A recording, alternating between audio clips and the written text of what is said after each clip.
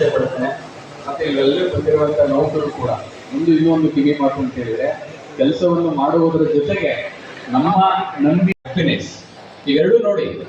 ನೀವು work for salary ಇರೋರಿಗೆ salary ತಗೋರು ಚೆನ್ನಾಗಿರ್ಬೋದು, ಕೊನೆಗೆ ಸಂತೋಷವೂ ಇರೋಕ್ಕಾಗಲ್ಲ.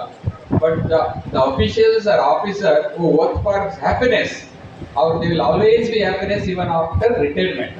ನಿವೃತ್ತಿಗೊಂಡ ನಂತರ ಕೂಡ ಸಂತೋಷವಾಗಿರ್ತಾರೆ. ಯಾಕೆ ಅಂದ್ರೆ ಆ ಕೆಲಸದ ಅವಧಿನಲ್ಲಿ ತಾವು ಗಳಿಸ್ಕೊಂಡಿರುವಂತ ಅನುಭವ ಇದೆಯಲ್ಲ, ಈಗ 60 ವರ್ಷ ಆದಮೇಲೆ ಒಳ್ಳೆಯ ಅನುಭವಗಳನ್ನ ಮೆಲ್ಕ್ ಆಗ್ತಾ ಆಗ್ತಾ ಆಗ್ತಾ ಇನ್ನು ಸಂತೋಷವಾಗಿ ಜೀವನವನ್ನ ಕಳಿಬಹುದು. ಹಾಗಾಗಿ ಸ್ಯಾಲರಿಗೋಸ್ಕರ ಕೆಲಸ ಮಾಡೋದು ಮುಖ್ಯ.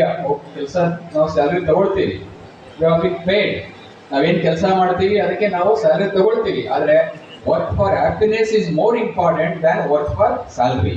ಸೊ ಇದನ್ನ ನಾವು ಅರ್ಥೈಸ್ಕೊಳ್ಬೇಕು ಅಂತ ನಾನು ಹೇಳ್ತಾ, ಒಟ್ಟಾರೆಯಾಗಿ ತಾವೆಲ್ಲರೂ ಕೂಡ ನಾವು ಮಾಡುವಂತ ಕೆಲಸದಲ್ಲಿ ಪ್ರಾಮಾಣಿಕವಾಗಿ ಪರಿಶುದ್ಧವಾಗಿ ಕೆಲಸ ಮಾಡಬೇಕು. ಒಬ್ಬ ಖಲೀಲ್ ಗಿಬ್ರಾನ್ ಅನ್ನುವಂಥ ಒಬ್ಬ ಚಿಂತಕ ಒಂದು ಒಳ್ಳೆಯ ಮಾತನ್ನು ಹೇಳ್ತಾನೆ. ಆ ಮಾತನ್ನು ಹೇಳಿ ನನ್ನ ಮಾತನ್ನ ಮುಗಿಸ್ತಾನೆ. ಅವನ ಕೆಲಸವನ್ನ ನಾವು ಹೇಗ್ ಮಾಡಬೇಕು ಅಂತ ಹೇಳಿದ್ರೆ ಬಹಳ ಸುಂದರವಾಗಿ ಹೇಳ್ತಾನೆ. Work is love made visible ಅಂತ ಹೇಳಿ. Work is love made visible ಅಂದ್ರೆ ಕೆಲಸ ಪ್ರೀತಿಯ ವ್ಯಕ್ತ ರೂಪ ಅಂತ ಹೇಳಿ. ನಾವು ಪ್ರೀತಿಗೆ ಯಾವುದು ಕೂಡ ಫಿಸಿಕಲ್ ಇದಿಲ್ಲ, ಪ್ರೀತಿನ ನೋಡ್ಲಿಕ್ಕೆ ಆಗಲ್ಲ, ಅದನ್ನು ಅನುಭವಿಸ್ಬೇಕಷ್ಟೇ ನಾವು. ಹಾಗಾಗಿ ಕೆಲಸವನ್ನ ನಾವು ಪ್ರೀತಿಯ ರೂಪದಲ್ಲಿ ಮಾಡಬೇಕು. ಕೆಲಸ ಅಪರೂಪಕ್ಕೆ ಸಿಹಿ ಆಗಿರಬಾರ್ದು.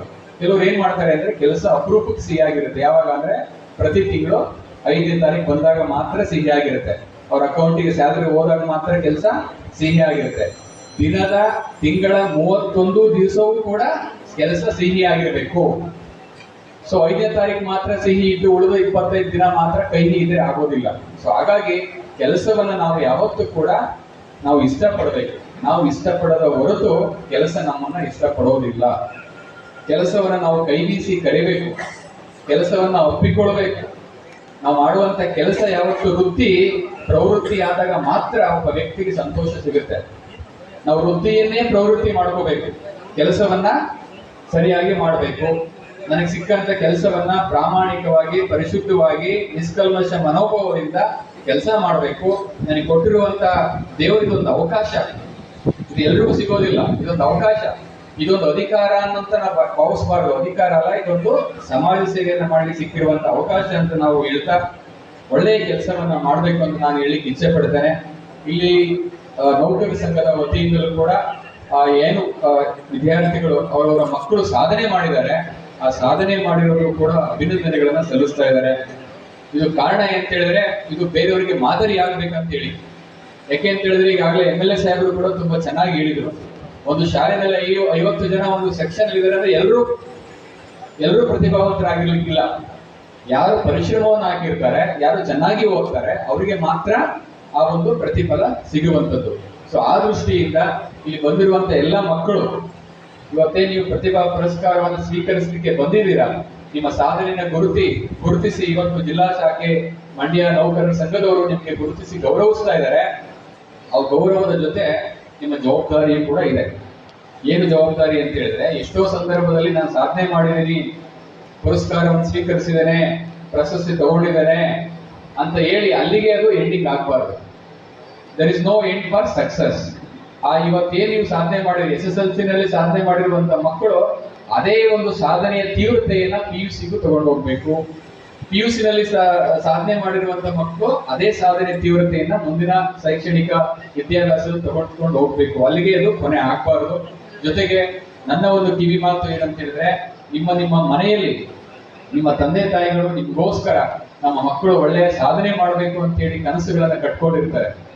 ನೀವು ಎಷ್ಟು ಕನಸುಗಳನ್ನು ಕಟ್ಕೊಂಡಿರ್ತೀರೋ ಅದ್ರ 10ರಷ್ಟು ಕನಸುಗಳನ್ನ ಕಟ್ಕೊಳ್ಳೋರು ಯಾರು ತಂದೆ ತಾಯಿಗಳು ಮಾತ್ರ. ನಿಮ್ಗೆ ಯಾವುದೋ ಒಂದು ಕನಸು ಇರುತ್ತೆ, ನಾನು ಒಬ್ಬ ಡಾಕ್ಟರ್ ಆಗ್ಬೇಕು, ಒಬ್ಬ ಇಂಜಿನಿಯರ್ ಆಗ್ಬೇಕಂತ ಒಂದೇ ಒಂದು ಕನಸು ನೀವು ಕಟ್ಕೊಳ್ತೀರಾ.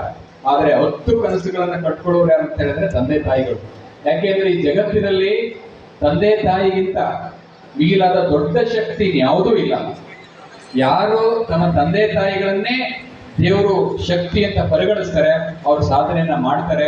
ನೀವೇನೇ ಸಾಧನೆ ಮಾಡಿದ್ರು ಕೂಡ ನಿಮ್ಮ ತಂದೆ ತಾಯಿಗಳು ಏನು ನಿಮ್ಮನ್ನು ನೋಡ್ಕೊಂಡು ಸಾಕಿರ್ತಾರೆ, ಅವ್ರ ಬಗ್ಗೆ ಅಪಾರವಾದಂತಹ ಪ್ರೀತಿ ಗೌರವನ ಇಟ್ಕೊಳ್ಳಿ ಅಂತ ಹೇಳ್ತಾ ಒಳ್ಳೆಯ ಗುರಿಯನ್ನು ಹಾಕಿಕೊಂಡು ಸಾಧನೆ ಮಾಡಿ ಸಮಾಜಕ್ಕೆ ಒಬ್ಬ ಒಳ್ಳೆಯ ಆದರ್ಶ ಪ್ರಜೆಗಳಾಗಬೇಕು ಅಂತ ನಾನು ಹೇಳಿಕ್ಕೆ ಇಚ್ಛೆ ಪಡ್ತೇನೆ. ಮತ್ತೆ ಬೀಳ್ಕೊಡುಗೆ ಸಮಾರಂಭವನ್ನು ಕೂಡ ಇಟ್ಕೊಂಡಿದ್ದಾರೆ. ಈ ನಿವೃತ್ತಿಗೊಂಡಿರುವಂತ ಎಲ್ಲ ಪ್ರೀತಿಯ ನೌಕರ ಬಾಂಧವರು ಕೂಡ ಇದ್ದಾರೆ. ಅವರೆಲ್ಲರಿಗೂ ಕೂಡ ಒಳ್ಳೆಯದಾಗಲಿ, ಮುಂದಿನ ನಿವೃತ್ತಿ ಜೀವನ ಅವರಿಗೆ ಸುಖಮಯವಾಗಲಿ, ದೇವರು ಸುಖ ಶಾಂತಿ ಆಯುಷ್ ಆರೋಗ್ಯವನ್ನು ಕೊಟ್ಟು ಕಾಪಾಡಲಿ ಅಂತ ಹೇಳ್ತೇನೆ. ಮತ್ತು ಇವತ್ತು ಕನ್ನಡ ರಾಜ್ಯೋತ್ಸವ ಕಾರ್ಯಕ್ರಮವನ್ನು ಕೂಡ ನಾವು ನವೆಂಬರ್ ತಿಂಗಳಲ್ಲಿ ಆಯೋಜನೆ ಮಾಡ್ತಾ ಇದ್ದೇವೆ. ಶಂಭುಗೌಡರು ಆಗ್ಲೇ ಹೇಳ್ತಾ ಇದ್ರು, ನವೆಂಬರ್ ತಿಂಗಳಿಗೆ ಮಾತ್ರ ಸೀಮಿತ ಆಗಬಾರ್ದು. ಕನ್ನಡ ಅನ್ನುವಂಥದ್ದು ಪ್ರತಿ ದಿನ, ಪ್ರತಿ ಸಮಯ, ಪ್ರತಿ ಕ್ಷಣವೂ ಕೂಡ ಕನ್ನಡದ ಬಗ್ಗೆ ಪ್ರೀತಿ ಇರಬೇಕಂತ. ಯಾವುದೇ ಒಂದು ದಿನ ಅಥವಾ ಯಾವುದೇ ಒಂದು ತಿಂಗಳಲ್ಲಿ ಆಚರಣೆಗೆ ಸೀಮಿತ ಆಗಬಾರ್ದು. ಕನ್ನಡ ಅನ್ನುವಂಥದ್ದು ನಮ್ಮೆಲ್ಲರ ಮನೆಯಲ್ಲಿ ಮತ್ತು ಮನಸ್ಸಿನಲ್ಲಿ ಅದು ಜೊತೆಗೂಡಿ ಸಾಗಿ ಬರಬೇಕು. ಯಾವತ್ತೂ ಕೂಡ ಕನ್ನಡ ಅನ್ನುವಂಥದ್ದು ತಾಯಿ ಭಾಷೆ. ಬೇರೆ ಭಾಷೆಗಳ ಬಗ್ಗೆ ನಮಗೆ ಅಂಧಾಭಿಮಾನವನ್ನು ಇಟ್ಕೊಳ್ಳದಲೆ ಬೇರೆ ಭಾಷೆಗಳನ್ನೂ ಪ್ರೀತಿಸಬೇಕು, ಗೌರವಿಸಬೇಕು. ಅದು ವ್ಯಾವಹಾರಿಕ ದೃಷ್ಟಿಯಿಂದ ಮಾತ್ರ. ಆದರೆ ಬದುಕನ್ನು ಕೊಡುವಂಥದ್ದು, ನಮ್ಮ ಭಾವನೆಗಳನ್ನು ಹಂಚ್ಕೊಳ್ಳಿಕ್ಕೆ ಸಾಧ್ಯ ಆಗುವಂಥದ್ದು ಅದು ಯಾವುದು ಅಂದ್ರೆ ಅದು ತಾಯಿ ಭಾಷೆ ಮಾತ್ರ. ಯಾವುದು ತಾಯಿ ಭಾಷೆ ಅಂದ್ರೆ ಅದು ಕನ್ನಡ ಭಾಷೆ ಮಾತ್ರ. ಹಾಗಾಗಿ ಕನ್ನಡದ ಬಗ್ಗೆ ನಾವೆಲ್ಲರೂ ಕೂಡ ಅಪಾರವಾದಂತ ಪ್ರೀತಿಯನ್ನು ಇಟ್ಕೊಳ್ಬೇಕು. ನಮ್ಮ ಮನೆಗಳಲ್ಲಿ ಕನ್ನಡದ ಕಂಪುಗಳು ಹೊರಸೂಸ್ಬೇಕು. ಯಾವಾಗಲೂ ನಮ್ಮ ಮಕ್ಕಳಿಗೆ ಕನ್ನಡ ನಾಡು ನುಡಿಯ ಸಂಸ್ಕೃತಿಯ ಬಗ್ಗೆ ತಂದೆ ತಾಯಿಗಳು ಹೇಳ್ಕೊಡ್ಬೇಕು. ಮನೆಯಲ್ಲಿ ನಾವೇ ನಿಂತ್ಕೊಂಡು ಇಂಗ್ಲಿಷಲ್ಲಿ ಮಾತನಾಡಿದ್ರೆ ಕನ್ನಡದಲ್ಲಿ ಮಕ್ಕಳು ಮಾತಾಡೋದಿಲ್ಲ. ಹಾಗಾಗಿ ಕನ್ನಡದಲ್ಲಿ ಮನೆಯಲ್ಲಿ ನಮ್ಮ ಭಾವನೆಗಳನ್ನ ವ್ಯಕ್ತಪಡಿಸ್ಲಿಕ್ಕೆ ನಮ್ಮ ಕನ್ನಡ ನಾಡು ನುಡಿ ಅಂದ್ರೇನು, ಆ ಸಂಸ್ಕೃತಿ ಅಂದ್ರೇನು, ನೆಲ ಜಲ ಅಂದ್ರೇನು, ಅವೆಲ್ಲವನ್ನು ಕೂಡ ಇಟ್ಟು ನಾವು ಮುಂದಿನ ಪೀಳಿಗೆಗೆ ಸಂರಕ್ಷಿಸಿಕೊಂಡು ಹೋಗ್ತಕ್ಕಂಥದ್ದು ನಮ್ಮೆಲ್ಲರ ಕರ್ತವ್ಯ ಅಂತ ನಾನು ಹೇಳಲಿಕ್ಕೆ ಇಚ್ಛೆ ಪಡ್ತಾ, ಮತ್ತೊಮ್ಮೆ ಈ ಕಾರ್ಯಕ್ರಮನ ಯಶಸ್ವಿಯಾಗಿ ಆಯೋಜನೆ ಮಾಡಿರುವಂತ ನಮ್ಮ ಕರ್ನಾಟಕ ರಾಜ್ಯ ಸರ್ಕಾರಿ ಸಂಘದ ಜಿಲ್ಲಾ ಶಾಖೆಯ ಎಲ್ಲ ಪದಾಧಿಕಾರಿಗಳಿಗೆ ಅಭಿನಂದನೆಗಳನ್ನು ಸಲ್ಲಿಸಿ, ನನಗೂ ಕೂಡ ಎರಡು ಮಾತಾಡಲಿಕ್ಕೆ ಅವಕಾಶ ಮಾಡಿಕೊಟ್ಟಂತ ಎಲ್ಲರಿಗೂ ಕೂಡ ವಂದಿಸಿ ನನ್ನ ಮಾತನ್ನು ಮುಗಿಸ್ತೇನೆ. ನಮಸ್ಕಾರ.